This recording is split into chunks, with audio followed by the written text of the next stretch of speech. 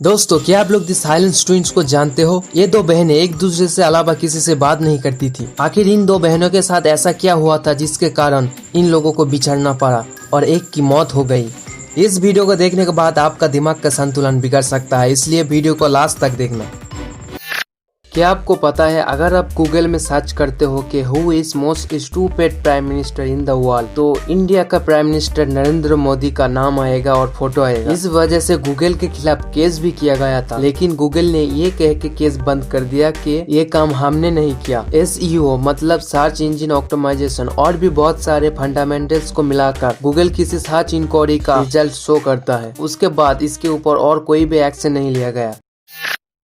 दोस्तों, हमारे लिए माता पिता कितना कुछ सैक्रिफाइस करता है उसका एक नमूना देखिए। थाईलैंड में रहने वाला एक गरीब किसान जिसका बेटा ग्रेजुएट कंप्लीट करना चाहता था, इसलिए गरीब किसान ने दिन रात मेहनत करके उसके बेटे को सपोर्ट किया और आखिरकार उनकी मेहनत रंग लाई। ग्रेजुएट कंप्लीट करने के बाद आप इन दोनों की फोटोज को देख सकते हो। सच में ये स्माइल प्राइसलेस है। एक बार एक आदमी ऑनलाइन ऑक्शन में करीब 6 लाख रुपया में एक घर खरीदा, लेकिन जब उसे ये पता चला कि वो एक घर नहीं बल्कि 100 फुट का एक जगह है, तब उसका होश उड़ गया। इसीलिए कुछ भी खरीदते समय पूरी डिटेल्स और अच्छे से देख के खरीदना।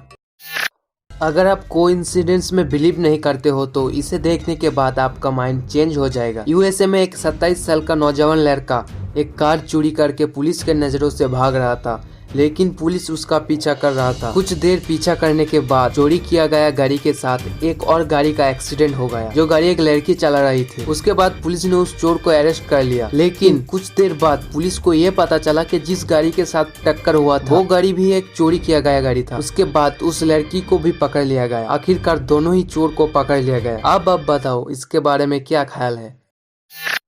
1963 में जन्म हुआ दो जुड़वा बहनें जून एंड जेनिफर गिब्नोस का।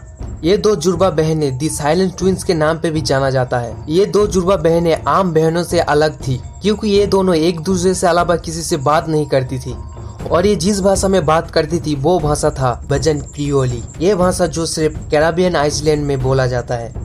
जब इन दो बहनों को स्कूल भेजा गया, तब ये दो बहनें स्कूल में पढ़ने के बजाय एक दूसरे से बात करते रहते थे।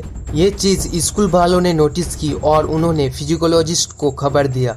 उसके बाद इन दो बहनों के ऊपर कई सारे थेरेपी का इस्तेमाल किया गया, लेकिन इन दोनों का बिहेवियर चेंज नहीं हुआ। उसके बाद इन दोनों को बोर्डिंग स्कूल भेजा गया। ये दो बहनें बहुत क्रिएटिव थी, इनको नॉवेल्स और पोएम लिखना बहुत पसंद था। इन दोनों ने मिलकर बहुत सारे पोएम और नॉवेल्स को लिखा था। उसके बाद जब इन दोनों की उम्र धीरे धीरे बढ़ने लगी, तब इनके ऊपर एक्सपेरिमेंट किया गया। 1981 में कुछ क्राइम के चलते इन दो बहनों को ब्रॉडमोर मेंटल हॉस्पिटल में एडमिट किया गया, जहाँ पे इन दो बहनों को 11 साल तक रखा गया। ब्रॉडमोर हॉस्पिटल, जो कि उस टाइम पे बहुत ही खतरनाक मेंटल हॉस्पिटल था, जहाँ पे बहुत ही खतरनाक सीरियल किलर और भी मेंटल लोगों को रखा जाता था। मेंटल हॉस्पिटल में उन दोनों के ऊपर बहुत सारी एंटीसाइकोटिक्स दवाइयों का इस्तेमाल किया गया, जिसके कारण उन दोनों की हालत दिन बर दिन बिगड़ती जा रही थी। फिर सभी ये समझ गए कि अगर इन दोनों को बचाना है तो इन दोनों में से एक को अपनी जान गंवाना पड़ेगा। 1993 में इन दोनों को ब्रेडमोर हॉस्पिटल से ट्रांसफर करके ब्रिजेंट हॉस्पिटल में भेजा गया। उस हॉस्पिटल में जाने के बाद जेनिफर की हालत बहुत ही बिगड़ गई और कुछ ही दिन में जेनिफर की मौत हो गई। लेकिन जेनिफर की मौत किस वजह से हुई, ये अभी तक एक रहस्य ही रह गया है।